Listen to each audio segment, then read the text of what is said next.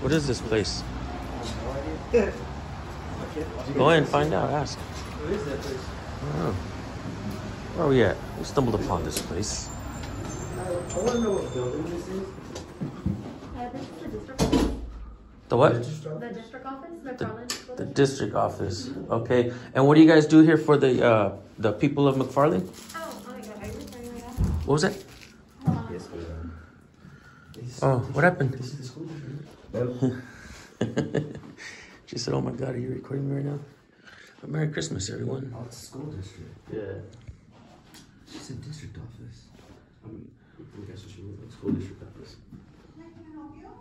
Hello. How are you?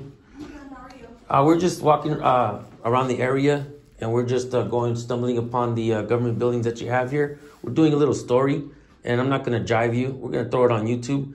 So we're just going around and asking what you guys do for the people of McFarland. Simple question. No, it's no big deal. Okay, let me see if we have somebody that can help, okay? Perfect. Thank you. What was your name, ma'am? My name? Yeah. Becky. Becky. Thank you. All right, guys. I'm gonna stay silent when they come out. You guys want to talk?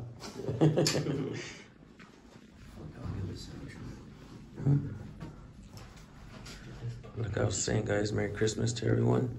You guys go subscribe to San Joaquin Audits, Nate's Gates 182, aka San Joaquin Cop Watch. San Joaquin Jr., go subscribe. We're out doing audits today. Sheesh.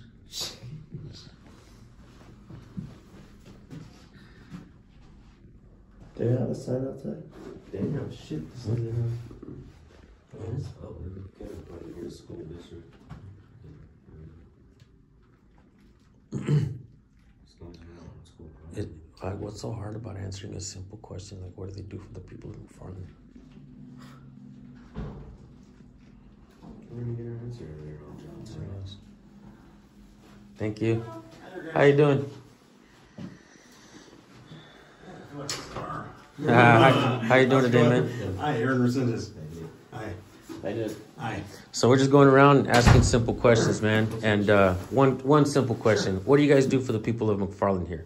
Well, we are the Unified School District, so we provide services from TK, Transitional Kindergarten, which is about 4.5-year-olds, all the way.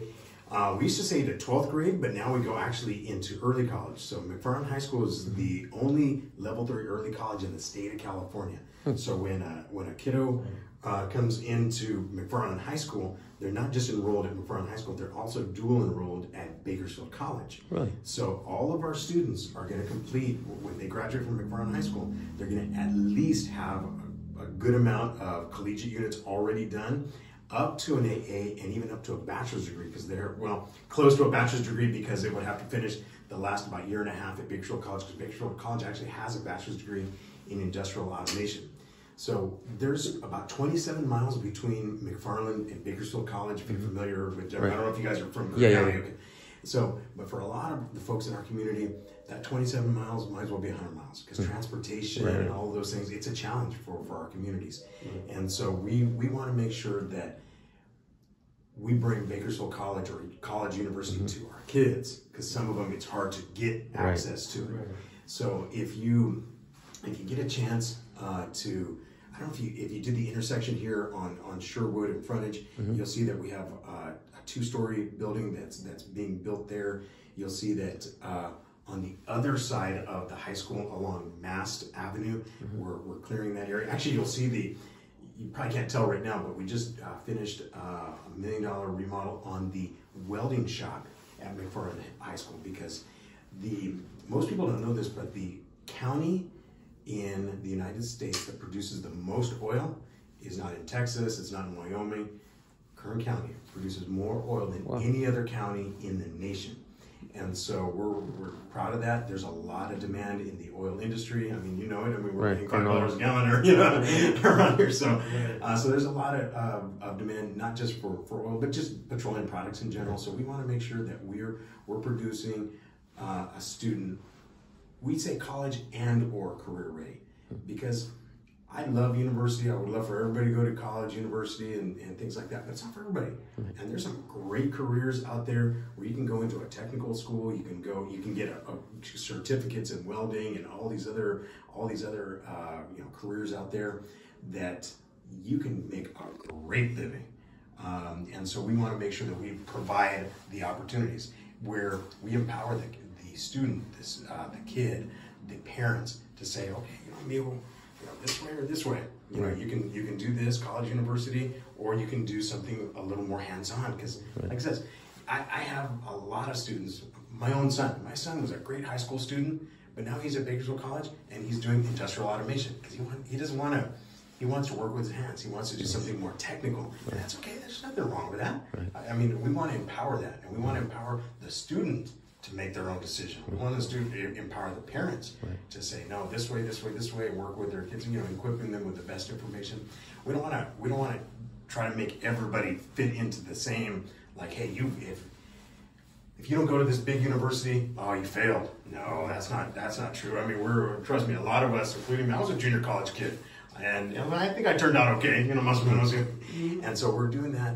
We're in the midst of doing about $50 million worth of renovation on our schools. We've been working very hard. Just here in McFarland?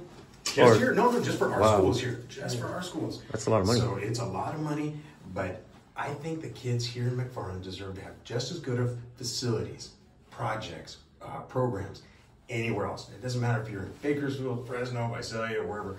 Why shouldn't a high school student, a junior high student, an elementary school student have just a nice classroom, just a nice facility?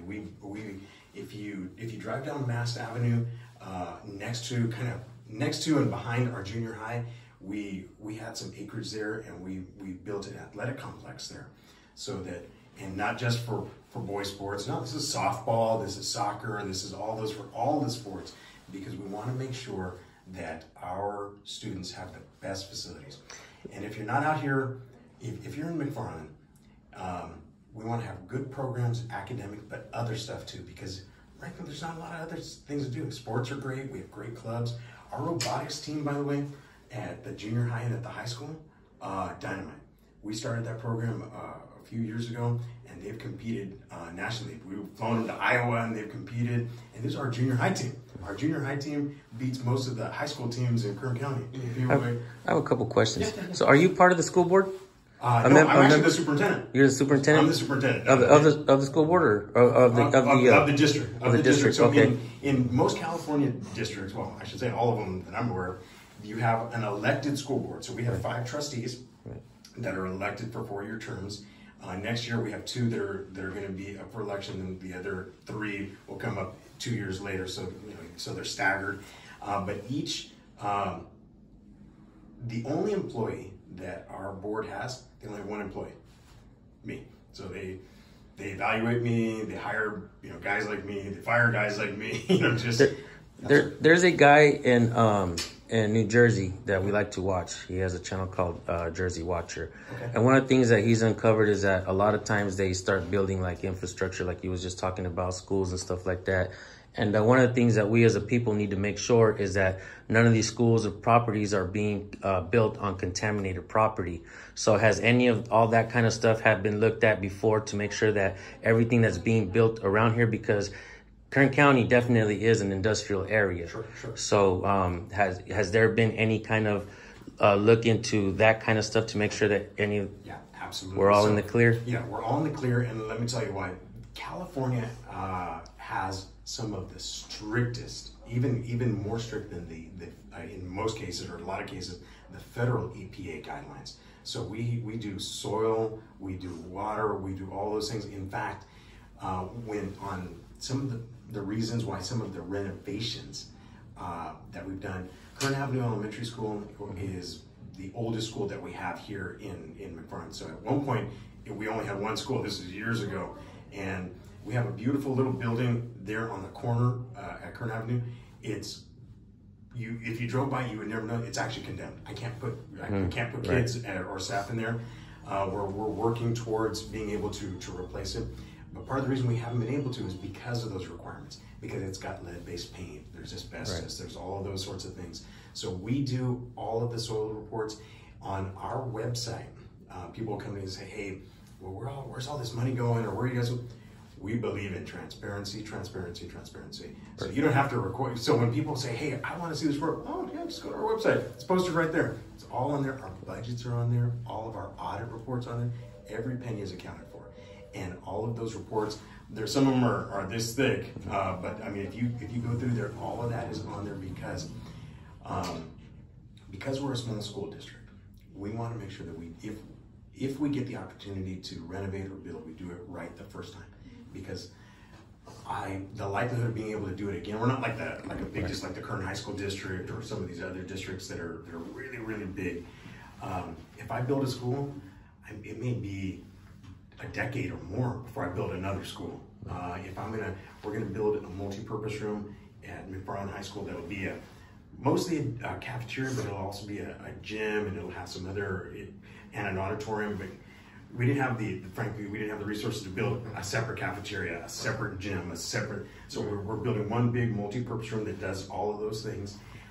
And I was just on a meeting with the folks that are helping us with the construction. So we have our architects, but we also have a construction management team that helps us do that, because I'm not a builder, so we rely on experts.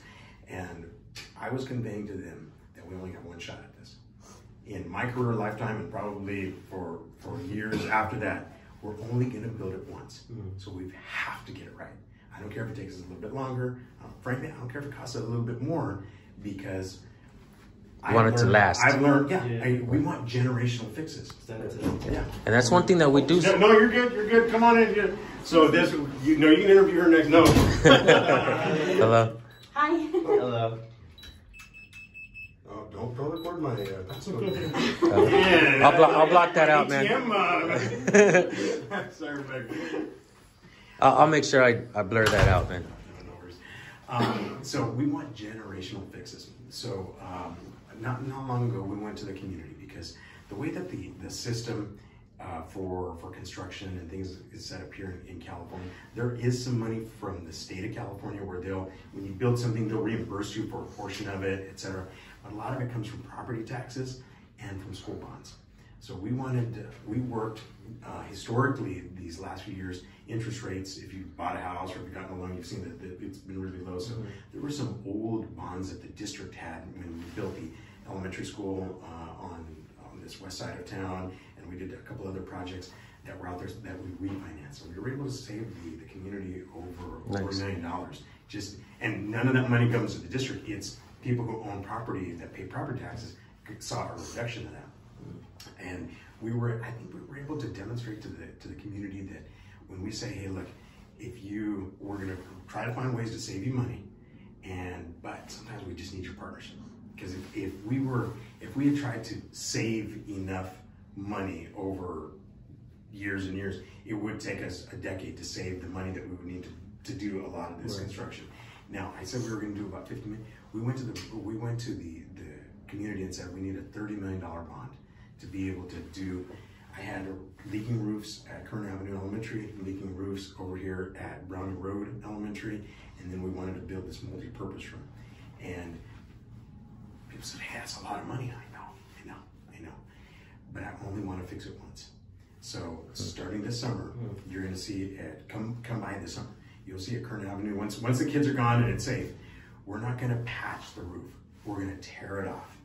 New plywood, all of those things. Do a 40-year guaranteed roof on there, because I don't want to patch it, and then 2 years from now, hey, I need to come to the community, hey, I need more money, hey, I need this. Nope, I want to tear it off. I want to redo it completely, make generational fixes. I don't want my legacy here to be that, hey, you know what, we trusted that guy, and look what we got. I want my kids to be able to say, hey, my dad was part of that. Because there's also. I have a question. Would you say that because you guys are such a tight-knit community and very small here, that it's easier to make those decisions and be like, well, yeah, we're going to build towards it, because the transparency, granted, you guys have everything transparent in your website or whatever, but would you think it's harder maybe for bigger cities like Bakersfield to try to keep that stuff like open to everybody? Because I feel like Bakersfield, they're very reserved when it comes to that kind of stuff. They really don't like to have their stuff out there. I think here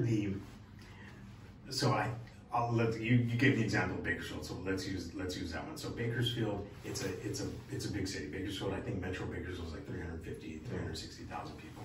So it's easy if you don't like something that one of the school districts does. You might go to a school board meeting, but you're probably gonna go on social media and say, oh, they're doing this or doing whatever, why this or why that. That hasn't happened here. Well, let me tell you, it happens here, but people like you guys came here today. People will come in here and say, hey, how come you guys are doing this? Or I'll be here at the taqueria and people say, hey, how can you do, hey, what's going on? And right now there's a lot of curiosity. Hey, when's the 2-story building gonna be done? Hey, when are you guys gonna start on this? Mm-hmm. So I can't hide behind my desk.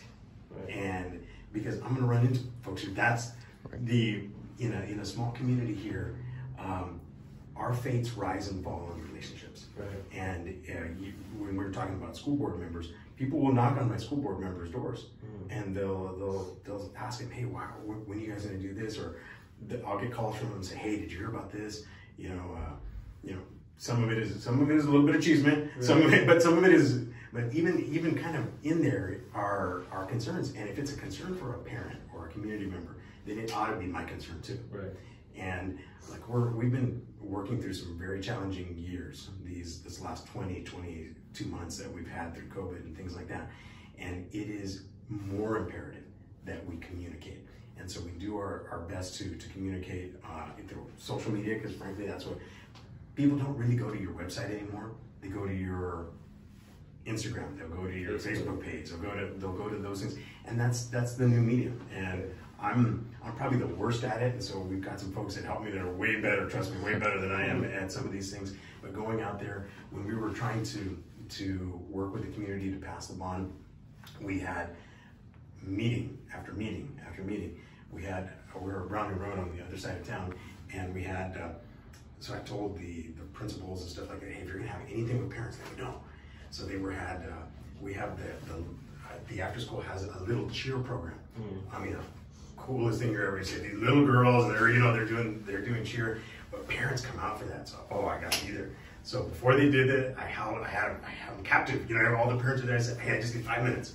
I just told them what we're doing, because you're also, when you're here in town, you live here in town, you don't want to hear the rumors. You don't want to. Right. You want to know, and you want to hear from the horse's mouth. Get in front of that stuff. Yeah. What's happening? What's gonna happen? But we've also, and you said get in front of that. We've had some challenging times too. We've had a couple of unfortunate cases with some staff and stuff like that. And I can tell you that in every single one of those, and you can Google this, we broke our own news. Nobody, there was no guys with cameras saying, hey, we heard this. No, we came out, I put out press releases and says, look, this happened. It's unfortunate. This is what we're doing about it. Or this is what we're doing so that it doesn't happen again. Because I would want it. I'm a parent too. Right. I would want to know. I don't want to find out on Facebook. I don't want to find out on Instagram. I don't want to find out from somebody knocking on the door. So the district pushes that out. It's not comfortable for me. I don't enjoy it. But it felt like if the community can put a face to the words, then it makes it a little more genuine. Rather if it's bad news or good news, I think. I would agree with you. That brings up a point that I want to make. So I personally have been doing this a long time. One of the biggest channels in California that does this, because I want to make it educational. Yeah. I do like to give back what they give me, but I got to say you've been very respectful, and you said the word that I added to my channel name, transparency, because this is what we want. We as a people want a transparent government, want a transparent school district. And so I gotta say this to you. I really do appreciate, and all the people, you're gonna see this video. Okay. A lot of people are gonna send you a lot of kind comments in the comment section. You're gonna get a lot of people appreciating you coming out and having a cordial conversation and being transparent, talking to us. I can tell just by listening to you that you don't seem to have anything to hide. You do seem to be transparent. We do see a lot of public officials that act crazy when they see a camera. They don't know that we have a First Amendment right, yada, yada, yada. And they do really seem like they have something to hide. So we do have a lot of public officials that do watch our videos. Some appreciate what we do, some don't. What would you have to say to a public official that's watching you right now when they see us with cameras? Do you have any advice or anything for a public official? The square footage you guys are standing on here, I didn't pay for it. You guys pay for it. This is the people's office. This is the people's school district. You know, we've all said the Pledge of Allegiance, the Declaration of Independence, all those founding documents. You can, you know, we're living in very polarized political times, and that's unfortunate because I'll tell you what, my parents immigrated here from Mexico, and I love Mexico. I'm not bashing Mexico, but there's a reason why my parents came here from Mexico, because this is still the greatest nation on the face of the earth. This is a place where in one generation, you can go from picking grapes to running a small school district, because that's the power of this. And the moment that you feel like, the moment I feel that this is mine, then I stop being a public servant and I start being a self-servant. And I tell my wife that in this job, it's not a timer, it's an hourglass.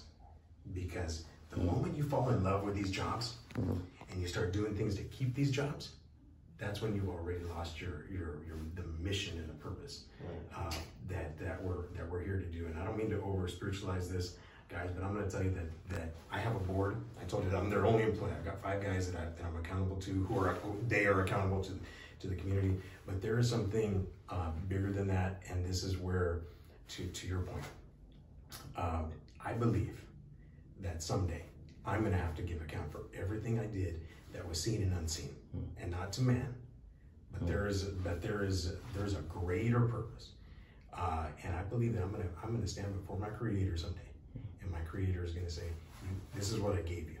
How faithful were you with it?" And I'll tell you, when I die and my kids eulogize me, I want my kids to be able to say, "You know what, that guy, he loved my mom, he loved us, and he loved our youth community." And if I can get there, I think I did all right. Yeah. I think we did okay. You did. You're awesome, bro. So, fellas, no, guys. Man, this is probably one of the best interactions I've ever had with the public official. No, this is fun, guys. We're doing some really cool stuff. You know, there's never a shortage of challenges that we have, especially in small communities. But that's where the work is. There's more urgency for the work. You gotta come out here because you know, I grew up in Fresno County. You guys probably have never heard of a community called Delray, California. Delray, California. If you know where Sanger is, Parlier is, there's a little town that's tiny, and that's where I grew up. And so this is a metropolis compared to Delray. And so there's a moral responsibility. Howdy. Is it supposed to rain in here? Yeah, no, you know it, right on time. You and I are about to sing something. I can't be on camera. Oh, you can't? No. Oh, okay. I was gonna sing with you. I thought we were gonna do a duet. Oh, what are we singing? I don't know. We'll do Islands in the Stream. I'll do Kenny Rogers. You do Dolly Parton. No, just kidding. No. What's that? How about Ebony and Ivory? Oh, there. So no, that's right. We just want to do right by the folks around here, and so I appreciate you guys. As far going back to one of the things you did say, this is not scared to be on camera, and not scared to answer questions, because when you're scared, why? Right. So I appreciate you, man. This is one of the favorite. And I've done a lot of videos up and down California, and one of the reasons why we're here actually is because there's a report, or there's folks that have sent us comments and stuff saying that they've heard or have seen a report or something that McFarland has been hiring the bad officers throughout the county that have been fired around areas and stuff like that. So one of the things we did is really just come to the police station maybe get some records and pull out some SB 1421 records and see what we have here in McFarland. I don't even know what SB blah blah blah was. See, But okay, I'll trust you. You sound like you know what it is. And I gotta tell you something. Okay. I'm not that smart regarding law, but one of the things I've learned is to get over my feelings and to start really understanding law. Like a lot of times, police officers, it would amaze you to know that a high percentage, in the high 90s of the police officers that we encounter, don't know the First Amendment, which is the first law of the land. It limits the scope of authority that public officials have over the people. And to me, it seems like the kids don't know it. They're not really being taught it in school. And I see my daughter, she's learning it. They are teaching it right now, but there really is no push for her to actually learn it and what it means. The Constitution is an amazing document. It is. It is. You know, and you know, the First Amendment, the Second Amendment, all of those things, you know, were made, you know, with a lot of foresight to the idea of limited government, limited powers. Right. You know, we the people of the United States, in order to form a more perfect union. Right. Those are the things that you know, we inherited as far as a citizenry here in California.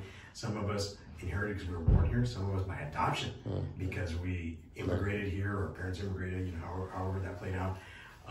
And that's where it does make me sad that there's folks that will very easily and without really much of an exchange surrender some of those rights, because I don't subscribe to the notion that government gives us these rights. You know, these are God-given rights. Right. Human rights. These Parents gave them to us when we were born, right? Yeah, no, I would tell you that, and when I say that, you know, because if God gives us these rights, then man doesn't have the authority to usurp those. Right. And so those are the elements that we do, and we govern here. You know, in the limited authority that I have, you know, we try to be careful to make sure that we acknowledge that I'm here to serve these kids, but these kids have parents, and I'm here to serve these parents. Right. And because they're entrusting me for the 6 hours, 6.5 hours that we have their kiddos, they want the same thing that you want for your kids or your nephews and nieces, your kid. You want a safe place where they can learn, where they can be challenged, where they can be encouraged, and they can be loved. Because you know, it's the golden rule. You know, do unto others as you would have done it to you. And so if we come at it from those principles, I think, guys, we're Right. Guys, you are always welcome here. Thank you. You're always Thank you. Thank you. You know, Thank we you. do. I would say you're certainly welcome here. If you ever wanted to visit like one of our campuses, then I would say, hey, call me and we make arrangements. Sure, yeah. Because I will also want to respect the privacy of the little ones. Yes. And those are things where again we want. And I'm an advocate of that as well. There was a video that came out the other day, and I have it on my channel as well. And I'm actually going to give you my card. Oh yeah, you don't exchange cards. Yeah. Oh, did I not bring my card? Anybody got my card? My wallet's in my. Hey, where did we park? Oh, we park right here. I'll go get you my card right now. Actually, does one of you guys want to go grab it real quick? Can we? Yeah. Oh, thanks, Nick. What was I gonna say? Jeez, I can't remember. Video.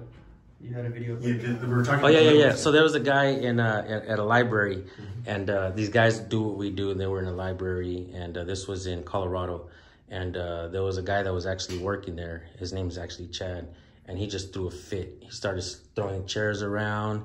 He threw his water bottle, which people in the comment section said it was his sippy cup, and he slammed it on the ground, and then he tippy-toed out of there all mad.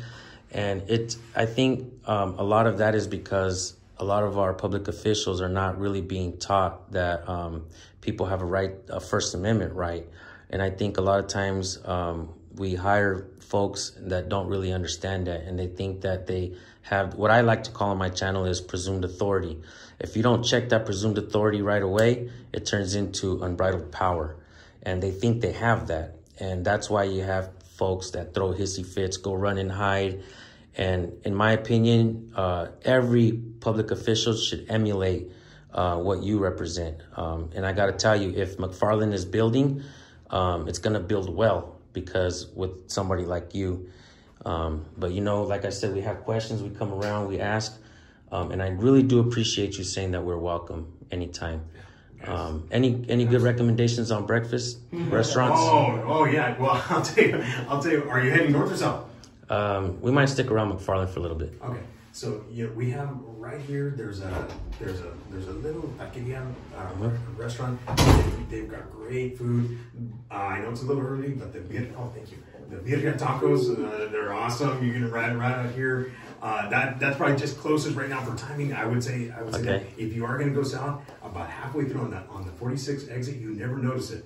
But they do cattle sales there, and there's a restaurant there called the Idol Spur. Great food, great people there. So guys, again, north and south, Delano's got a lot of things there. We're a little more limited here, but here at Maria's there's really good food. Perfect. And, but before you leave, let me grab a business card. I'll get that to you. Alrighty. Okay. And this, folks, is what I truly want to see. Now, I'm not gonna lie. I would like I'm not gonna say I would like, but sometimes, to get the views and all that, a public official screaming in your face, sometimes we get a little excited for that because we know it's gonna go viral, and sometimes they get fired, like Chad just got fired. But what I personally truly want to see is this right here, folks. I want to see public officials come out and just really just answer questions, and just be cordial. And like this guy, didn't seem like he was hiding anything. He seems to put it on the table so that the people could see where the money is going, where it's being allocated. And that, my friends, is what I truly do appreciate. We want to see, that's why I added transparency to my channel name, because we want to see a transparent government with the people, to be able to show the people what they're paying for, like this man said. That's the goal. That's the goal of like why we do what we do, Yeah, absolutely. Eventually, hopefully, every superintendent is like that guy. Right. Yeah. For real. That's the goal. Yeah, to go to every school district. Hopefully, they're all like this. Yeah. Just for promo, we should replay this. Now come out here like this. Actually, I was gonna see if you'll do a thumbnail for me. That way we'll make everybody get it.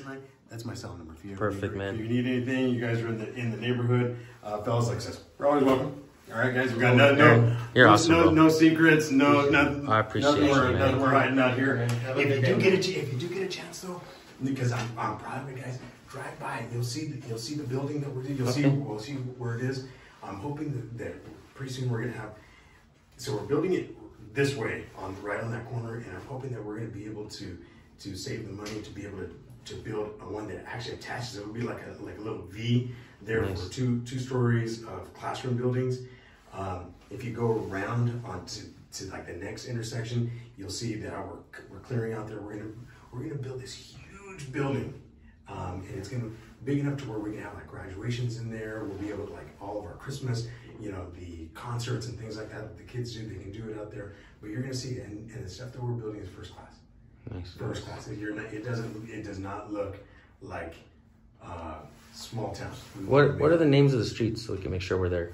Okay, so this is Second, and if you just go straight down here, you'll run into Sherwood, and right there, when you hit Sherwood, you'll see that the high school is there on that corner. You'll see, you can't miss it.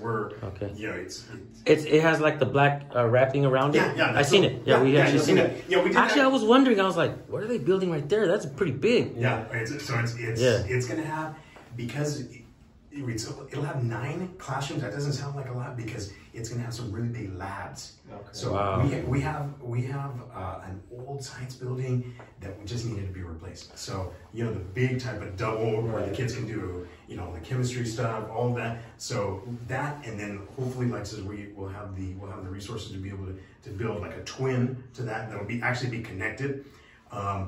There's all of the elevators in McFarland are in our schools, by the way. We're a small town, so you'll see one kind of in the interior of the campus of McFarland High School. There's a 2-story building, so that has one. This one, they built the pit for the elevator, so that's almost done. Nice. And then when we do the multi-purpose room just for ADA, so that if somebody's in a wheelchair, because it's going to have like a balcony seating too. So we'll have an elevator there so they can so that May- people can Maybe in the future, when it's all done, maybe you can give us a tour. I'd love to give you a tour. We'll do a follow-up video on this one. You can give us a tour, man. No, and if I'll tell you, I could show you things in my elementary schools.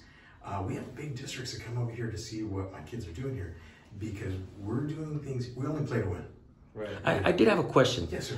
So you mentioned that you have some of the college, Bakersfield College, into the high school, Yep. and some of the students can actually get credits from that. Not some of them, all of them. So let me ask you this: does that actually save them money for when they get it? So while they're in high school, we as taxpayers still pay for them to get these credits, right?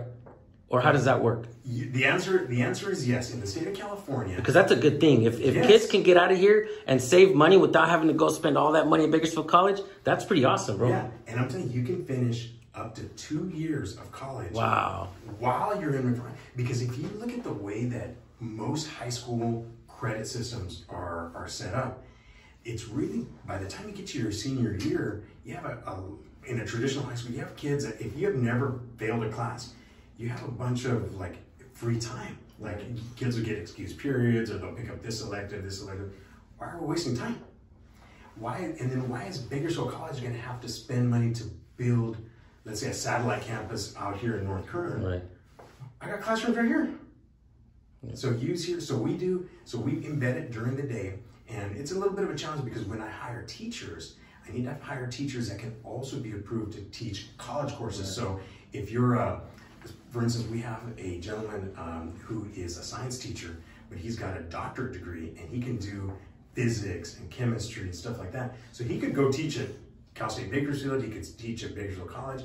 We were able to recruit him to teach here. So when he teaches, the kids aren't just getting high school courses, they're getting college level that we articulate with Bakersfield College. So when you take that chemistry class from him, it's dual enrolled. So you're getting high school and college courses. And you'd say, hey, but how do the kids failing? No way.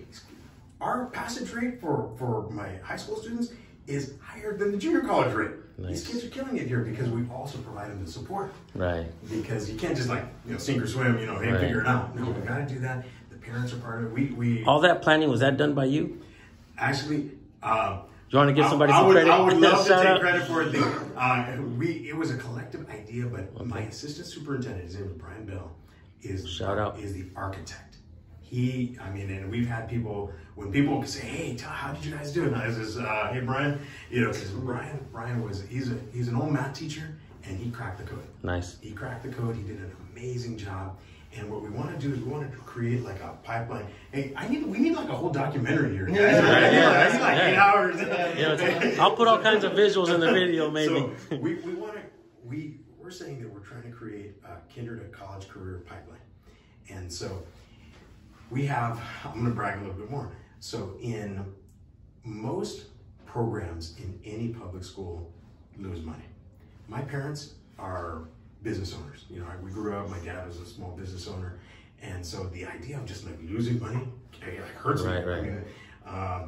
And so our ag program, we are the only school that I know of in the state of California. We own an 80-acre almond orchard just on the outskirts of town. So my ag kids can go out there during critical phases of production when they're not just in cultivating, but when it's irrigating, when they're pruning, when they're doing when they're shaking the trees. Because for Kern County is also the area that produces the most almonds per pound in the world. And so it is a big industry here. So my students get introduced to that, and we sell the almonds. So the tons of almonds that we produce, we sell those. I think we may be the only program in the state that actually turns a profit.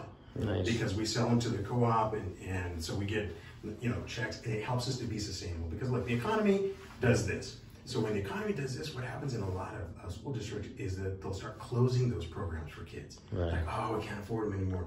Well, this program pays for itself. Right.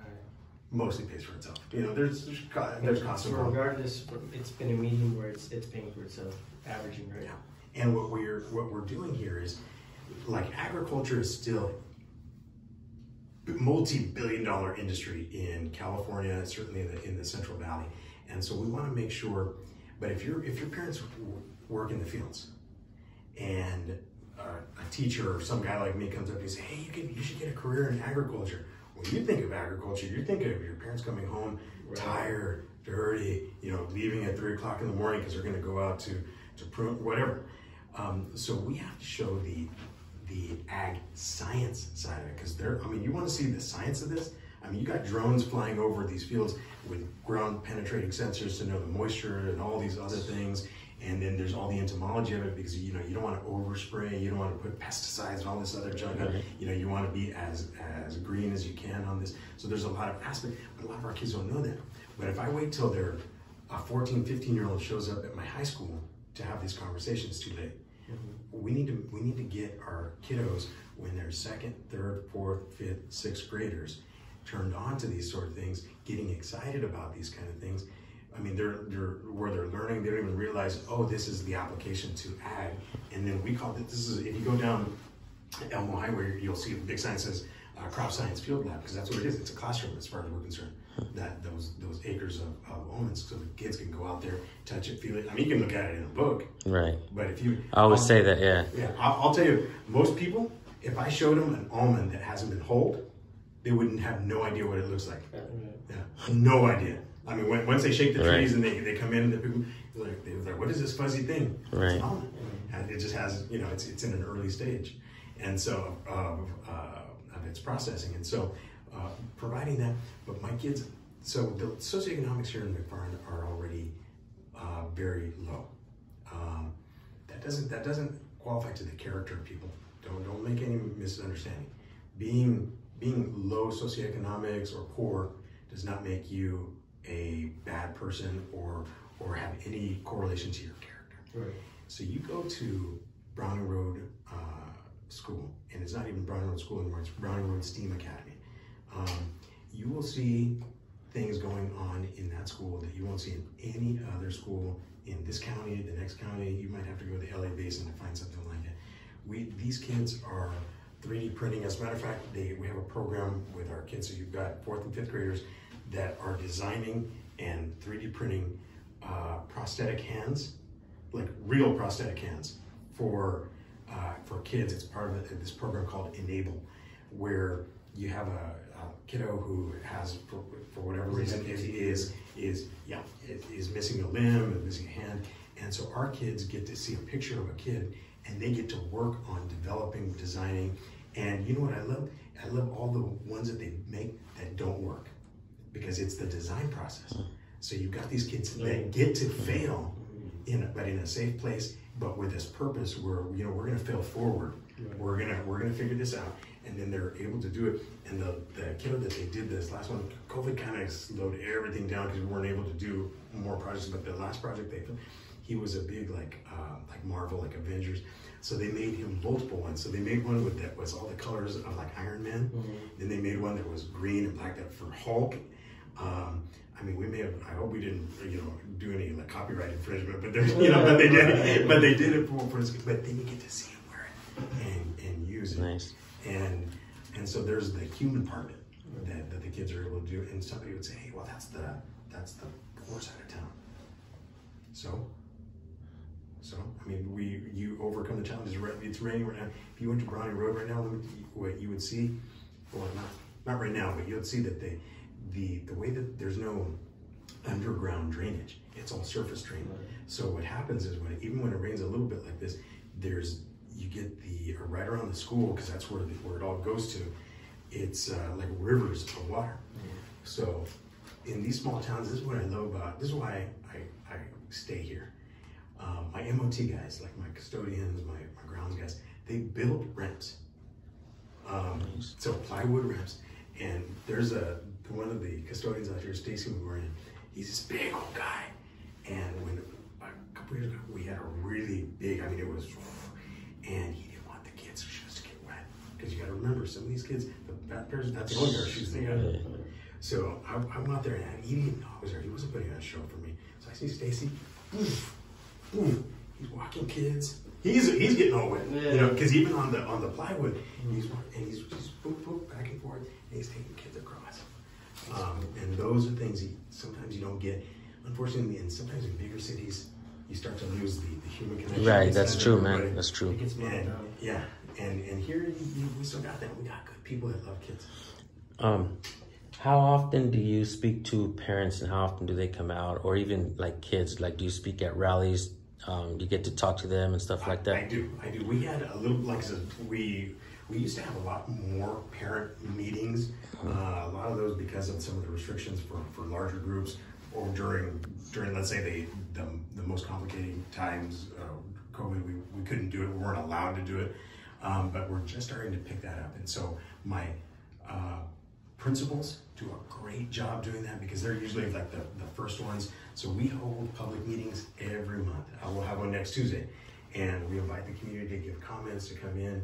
I meet with people. People show up here all the time. There was an event, I think it was on social media, where people wanted to protest vaccines and mandates and stuff like that. So we had some folks come out here, and I think they were surprised. I don't think they expected. Maybe I may have surprised you guys. But we just went out there and we started talking to them and said, "Look, this is the position. It does. Because I am the superintendent for people who are pro-vaccine, anti-vaccine, pro-mask, anti-mask.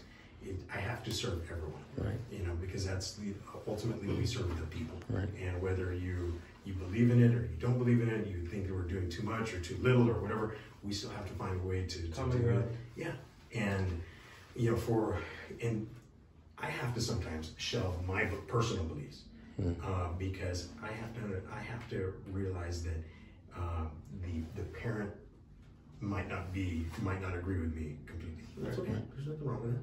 I mean, I certainly don't. I don't go to medical school. I can't tell you. That's just not. Have you ever heard the term? I don't know if I've ever heard it before until I started saying it. But Silicon Valley prosperity. I have not. No, I'm not. Do you know what that would mean? Well, I could guess. Maybe. Take a guess, right? Yeah. Okay, so basically, Silicon Valley is the tech capital of the world, right? Sure. And I think a lot, with what I do. And one of the things I always tell my sons, and I even tell myself, my wife, if I was the city manager or a mayor or a superintendent or somebody of a small town or something like that, I would encourage a lot of the folks not just to learn how to become tradesmen, of course, right, things like that, but also to encourage them to make educational videos and post them on social media. And that kind of stuff could change the life of not just one family, but a whole community. And maybe in the future, maybe you have any questions, you can call me or email me, it's on there. And in the future, maybe you can start implementing that with your speeches when you talk to the students here, the parents, especially the ones that are struggling really bad. I tend to see things and realize that the kids sometimes have talents, and sometimes people don't know that you can actually get paid for your talents. And they think that you got to get signed somewhere or something like that.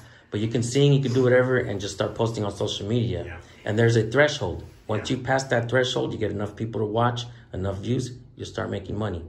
And that's why I always encourage folks, Well, this is what I actually really like about the internet, or whatever you want to, social media. But I mean the interconnectedness is, there's some ills that come with it, but there's a lot of positives in it. Right. And I appreciate the decentralization of it, because there was for generations there were just a couple of companies, corporations that really controlled the levers of what got on television, what got on radio, and things like that. I mean, it's funny. I mean, whether you love or hate Joe Rogan, I mean, he's got the largest podcast in the world. Yeah, and I mean, I think he gets more views in a day than CNN, MSNBC, all those combined. Right. And I think that's a testament to the fact that people want information. Right. And a podcast, somebody that gets on YouTube, creates a channel, and wants to share what's their talent, whatever they're doing, whatever they're good at. People, I mean, I'll catch myself watching barbecue videos, until like 2 o'clock in the morning. Like, I'm trying to figure out if I'm going to make something. But if you're going to fix something, what do you do? You want to impress the family with exactly. But if you want to learn to do something, right. I mean, most people don't read the instructions anymore. They watch a YouTube video. Right. Well, a lot of folks comment on our channels, my channel specifically as well. These are my sons, by the way. Oh, okay. And so we all go out and do this together. Okay. A lot of the comments are folks that are saying like, man, I'm a veteran. I can't go out and do that, what you do. I appreciate what you do. Thank you. So we try to find the educational value in this. And I'm not going to lie, good videos. Sometimes people acting crazy gets us a lot of views and stuff like that.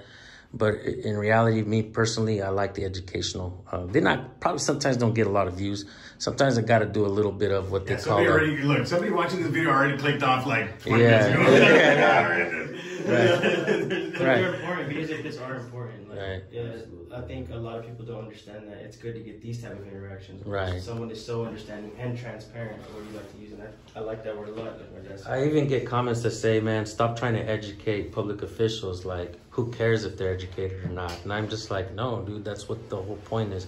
Some people take what we do as well, and then they go to private businesses and just piss off the common man and don't even offer an educational value to it. I really don't watch those kinds of videos.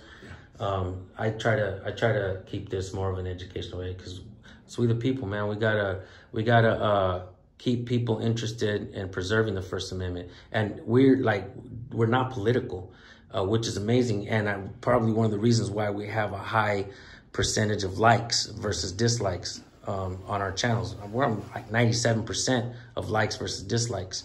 They kind of took that away, the dislike button on YouTube now, which I hate.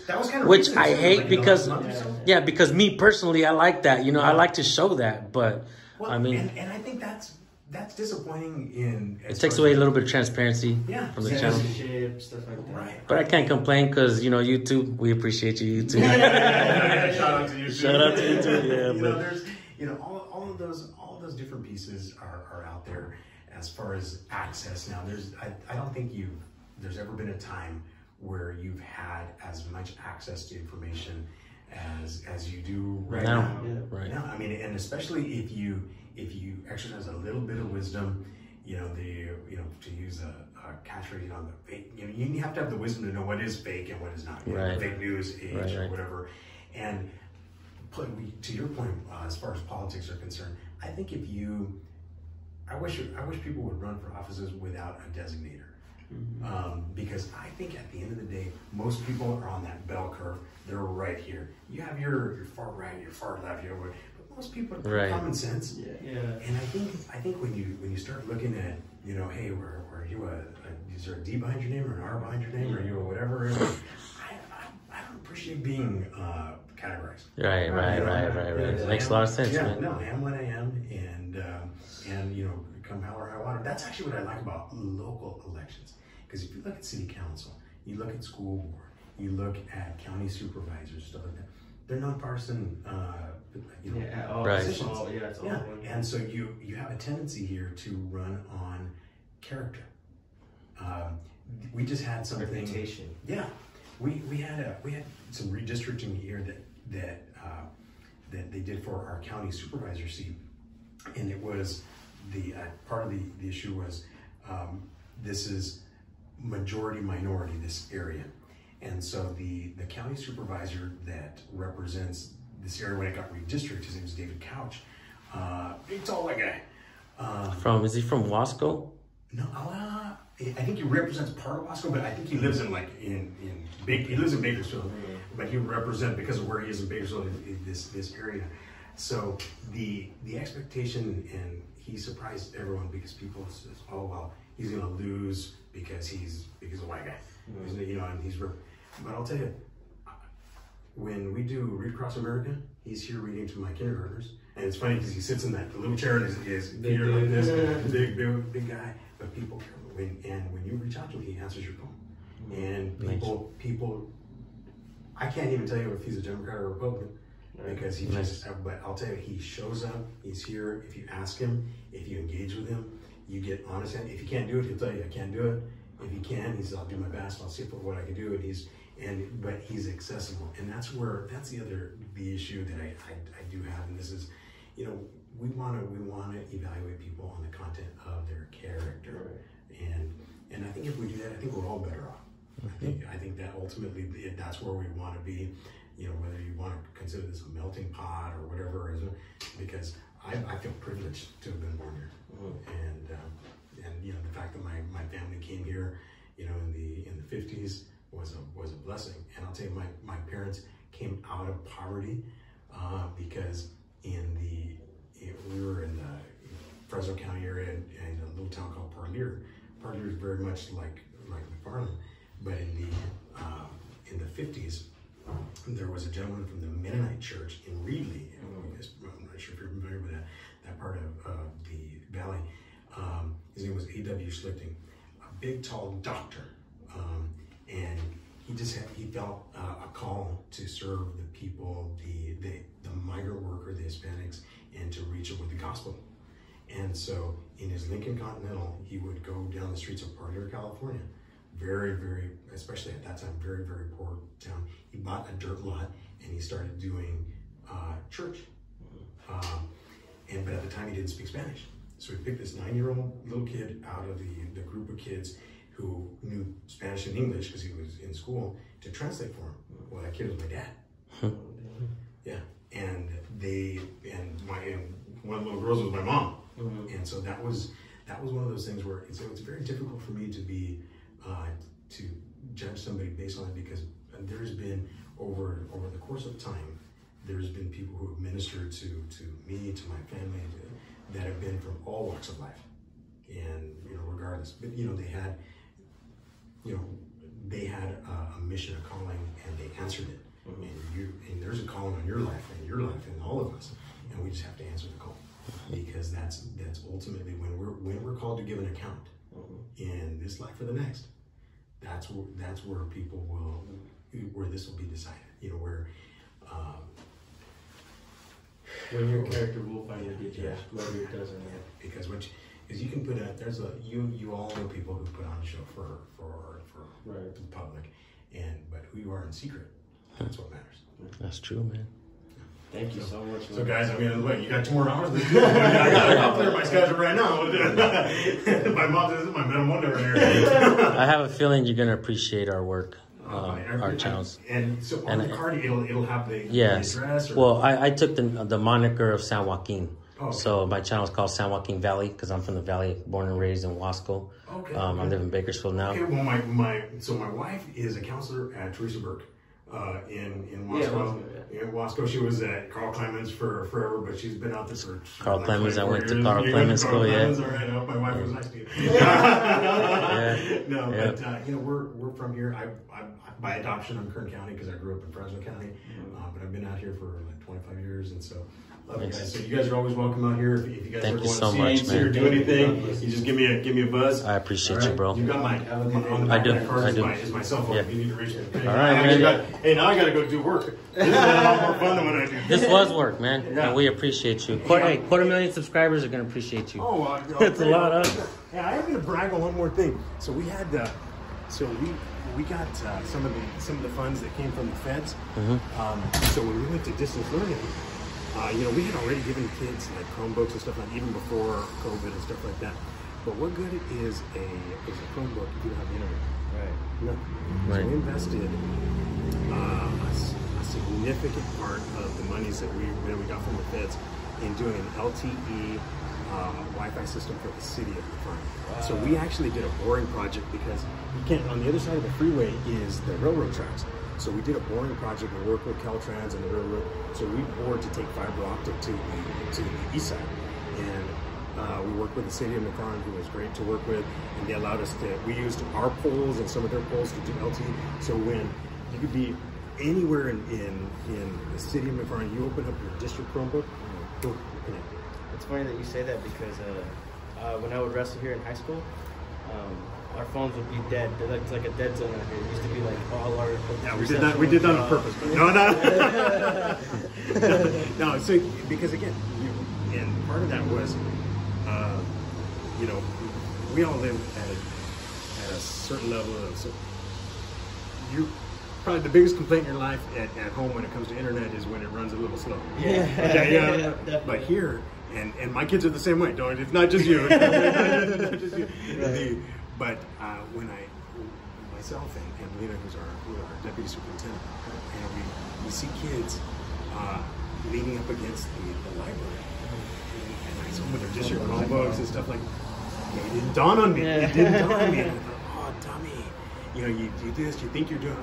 But if you don't finish it, if you don't go the extra, then what? It's just a paperweight without the internet. So we're real proud of the fact that we were able to do that. That's cool, man. And connect, not just the west side of the east side of to up and down. And so for better or for worse, we'll see if we can. Yeah. Well, they need to start cloning you, man, and start putting. Hey, maybe they are. That's how. YouTube's gonna say conspiracy theory. All right, guys. Have a You're great awesome, day. bro. Thank you. That right there, guys. That right there, folks, is what we want to see. This guy was awesome. You guys, we're gonna keep it down to 1 hour. Subscribe, like, share this video. Thank you, guys. Peace.